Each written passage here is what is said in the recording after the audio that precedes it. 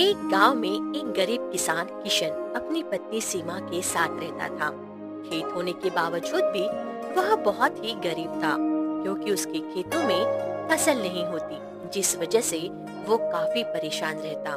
क्योंकि दूसरों के खेतों में बहुत अच्छी फसल हुआ करती थी, जिसे देखकर वह अपने नसीब को कोसता रहता। पता नहीं मेरे नसीब में क्या लिखा हुआ है। इतने बड़े खेतों का मालिक हूँ, फिर भी फसल नहीं होती और गरीबी में जी रहा हूँ। उसके घर के हालात भी काफी ज्यादा खराब थे, जिस वजह से उसकी पत्नी सीमा भी काफी परेशान रहती। एक बार किशन ने अपने खेतों में गेहूं किया और उसके खेतों में फसल हुई ही नहीं। ये देखकर वह काफी परेशान हुआ। तभी वहाँ पर रजत अपने खेतों में पानी लगाने आया। तब उसने किशन को देखा तो कहा, अरे भैया, इस बार तुमने अपने खेतों में कुछ किया नहीं? किया तो था, पर हुआ ही नहीं। पता नहीं क्यों ऐसा होता है। पर ये कैसे हो सकता है? मेरे खेतों में देखो कितनी अच्छी फसल होती है? यही तो मुझे भी समझ में नहीं आ रहा कि आखिर मेरे खेतों में फसल हो क्यों नहीं रही है। अगर फसल हो जाए तो कम से कम गुजारा तब भी हो जाए। यह सब देखकर रजत भी काफी हैरान होता है, क्योंकि उसके खेतों की मिट्टी उपजाऊ थी पर फसल नहीं हो पाती। समय के साथ उन लोगों की आर्थिक स्थिति इतनी खराब हो गई कि अब उन्हें घर का गुजारा करने में भी परेशानी होने लगी। एक दिन सीमा ने कहा, अजी, इस तरह कैसे गुजारा होगा? हमारे पास इतने सारे खेत हैं, पर फिर भी उनमें फसल नहीं होती। ये आखिर ऐसा क्यों? यही तो मुझे समझ में नहीं आ रहा है। अगर मुझे पता होता तो मैं उनमें फसल कर नहीं लेता। पता नहीं क्या रहस्य है इसका। अजी, कुछ और ही काम देख लीजिए। कब तक इस तरह आप बैठे रहेंगे? काम ढूंढ तो रहा हूं, पर सोच रहा हूं इस बार फिर फसल करके देखूं।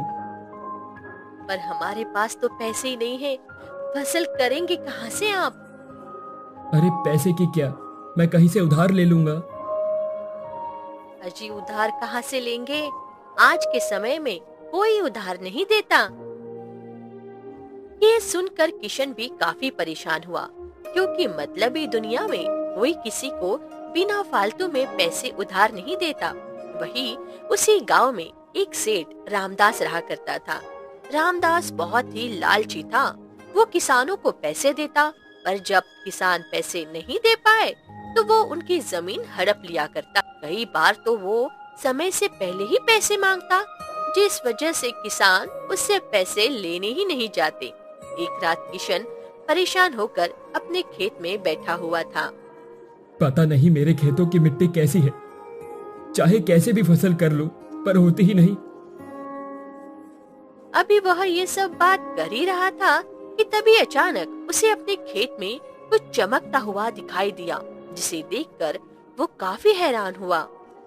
अरे ये क्या, मेरे खेत में रोशनी कैसे हो रही है, वो भी खेतों के बीचों बीच। हाँ, जरा जाकर देखता हूँ।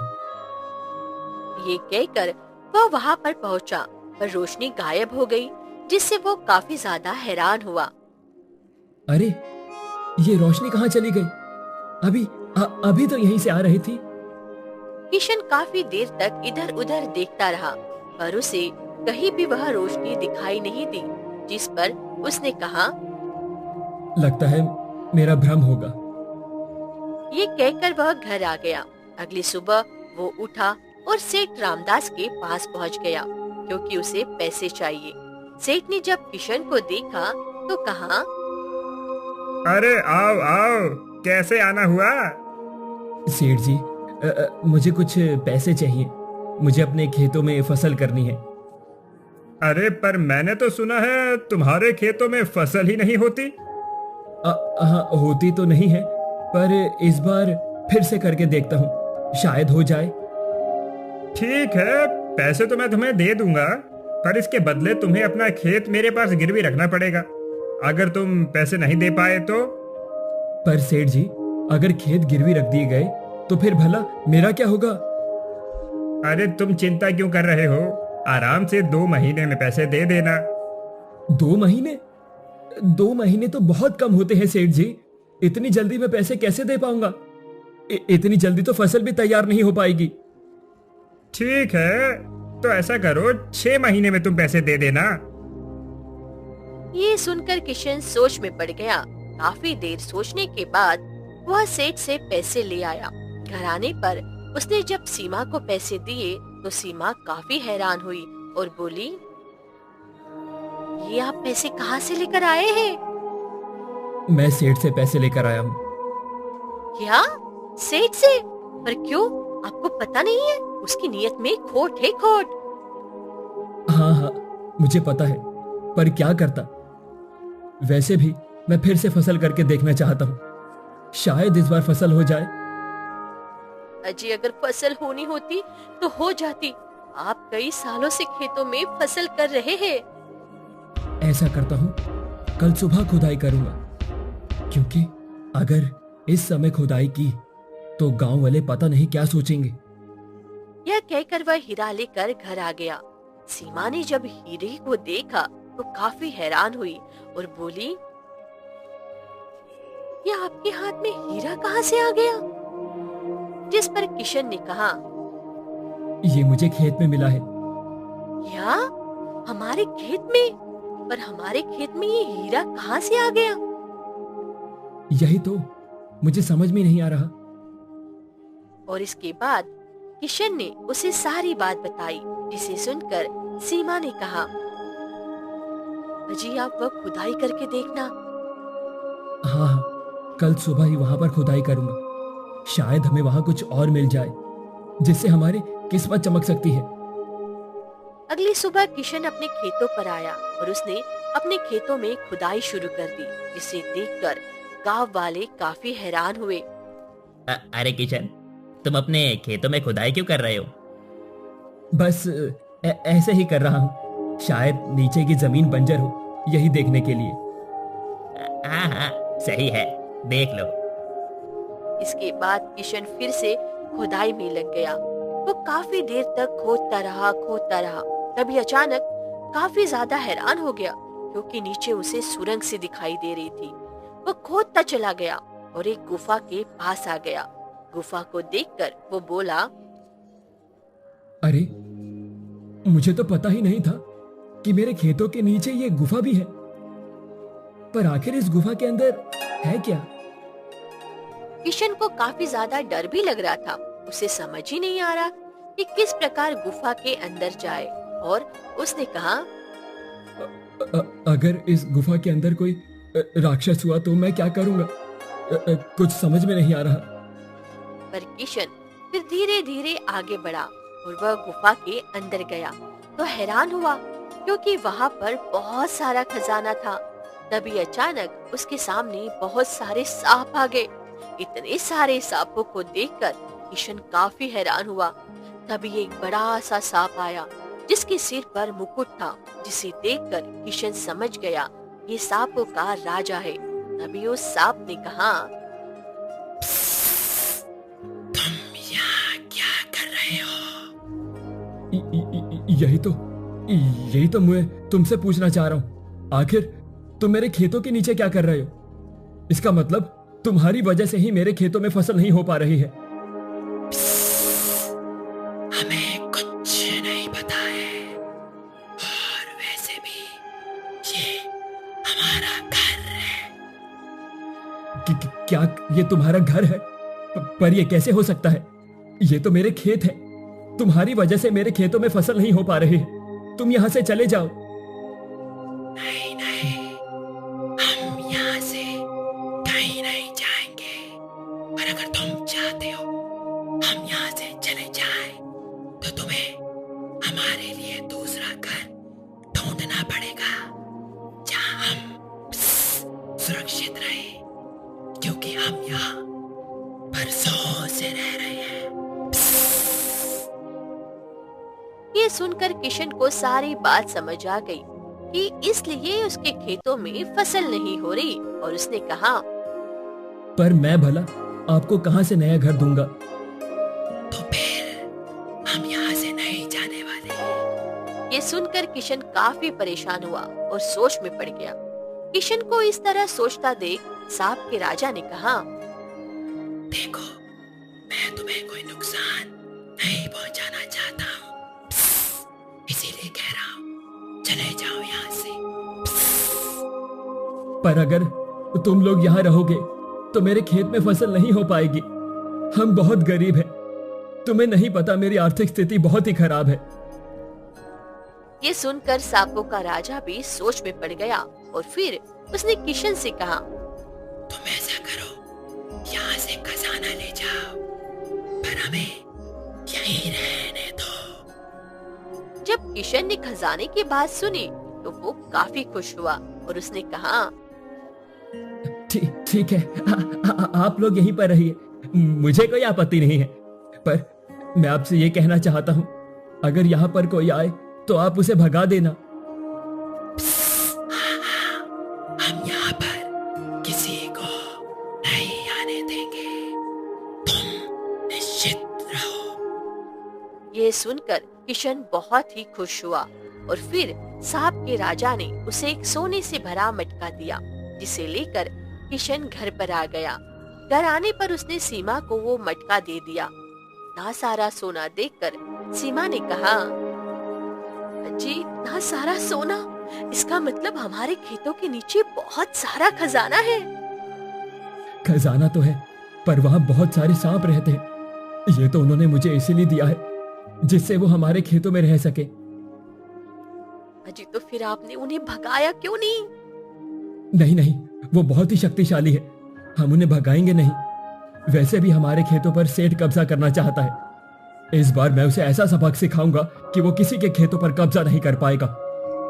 ये सुनकर सीमा काफी हैरान हुई और बोली, ये आप क्या कह रहे हैं? पर आखिर ये सब होगा कैसे? तुम बस देखती जाओ। वैसे भी अब 6 महीने होने में कुछ ही दिन बाकी हैं। तब तक हम लोग ऐसे ही रहेंगे। किसी को पता नहीं चलेगा कि हमारे पास खजाना है। पर क्यों? आप ऐसा क्यों कर रहे हैं? क्योंकि मैं नहीं चाहता हूं लोगों को इसके बारे में पता लगे। क्योंकि अगर लोगों को इसके बारे में पता लगा तो वो निर्दोष सांप मारे जाएंगे या फिर निर्दोष इंसान मारे जाएंगे। ये सुनकर सीमा को सारी बात समझ आई और उसने कहा, ठीक है, मैं इस बारे में किसी को भी कुछ नहीं बताऊंगी। और अब वो लोग काफी ज्यादा खुश थे। वहीं दूसरी तरफ सेठ भी काफी खुश था क्योंकि 6 महीने पूरे होने को आ गए और उसने कहा, अभी तक पैसे तो दिए नहीं हैं। अब मैं इसके घर जाकर पैसे मांगने जाता हूँ। मुझे नहीं लगता कि ये मेरे पैसे दे भी पाएगा। ये कहकर सेठ किशन के घर आ गया। किशन ने जब सेठ जी को देखा तो कहा, अरे सेठ जी, आप यहाँ पर? हाँ, मैं पैसे लेने के लिए आया हूँ। पर अभी तो 6 महीने होने में 5 दिन बाकी है ना? ओहो, तो क्या हो गया? क्या तब तक तुम मुझे पैसे दे दोगे? पर सेठ जी, हमारे पास तो पैसे है ही नहीं ना। क्या तुम्हारे पास पैसे नहीं है? तो फिर मुझे तुम्हारा खेत अपने नाम करवाना पड़ेगा। पर सेठ जी, अगर आप ऐसा करेंगे तो फिर हम क्या करेंगे? हमारा क्या होगा? आप मुझे कुछ दिनों की मोहलत और दे दें। नहीं, मैं तुम्हें कुछ दिन और नहीं दे सकता। मान जाइए ना सेठ जी, अगर आपने मेरा खेत ले लिया तो भला मैं क्या करूंगा?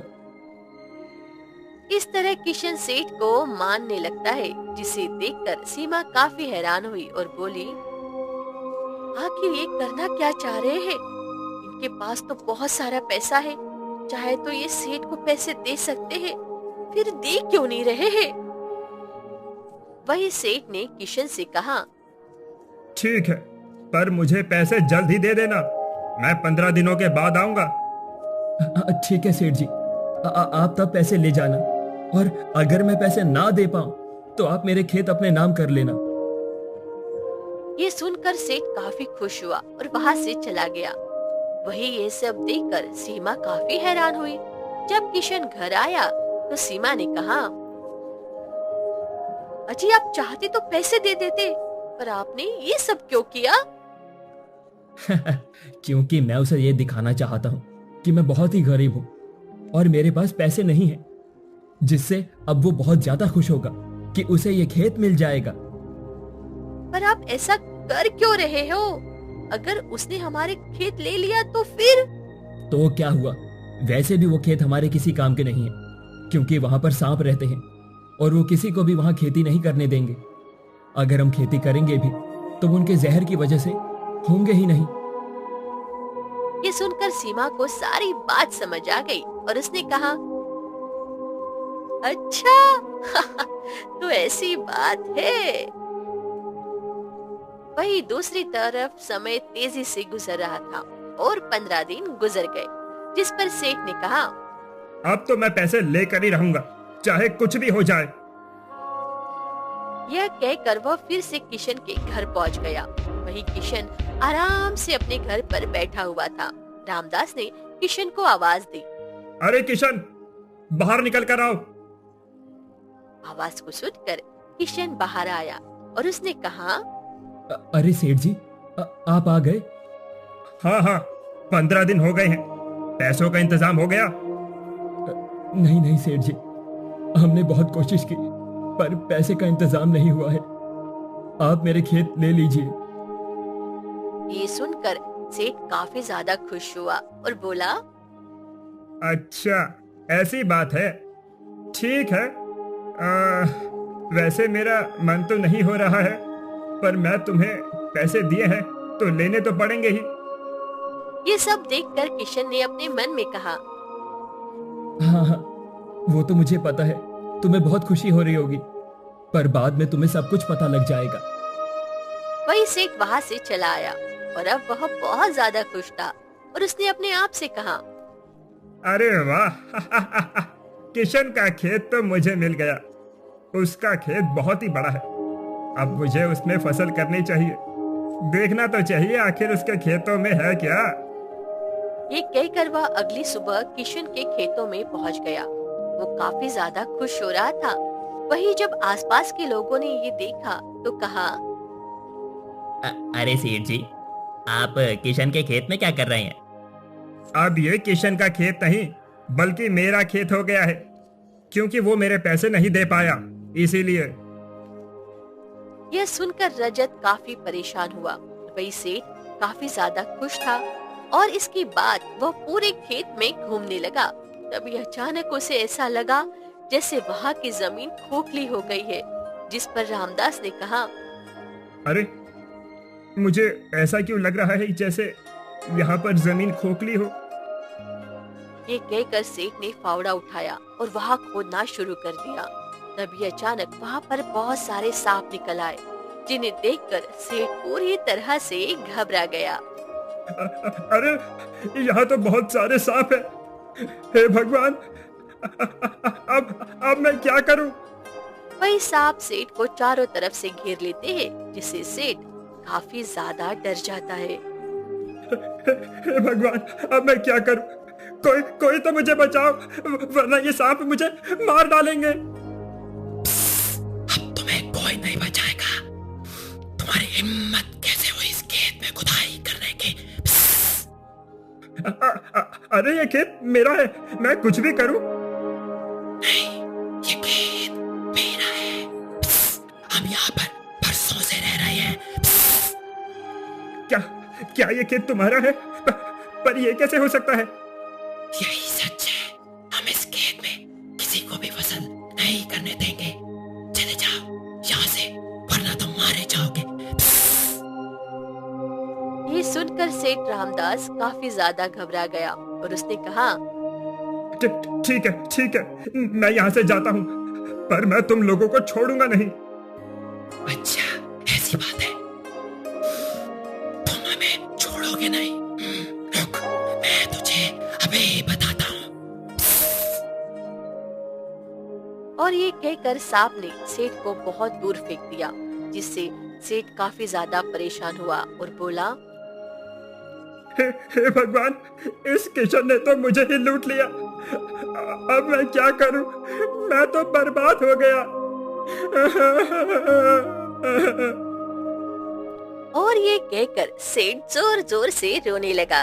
वहीं दूसरी तरफ किशन बहुत ज्यादा खुश था, क्योंकि उसे उसका खेत वापस मिल गया था, वही अब काफी ज्यादा अमीर भी हो गया और अब वह लोग आराम से रहा करते थे।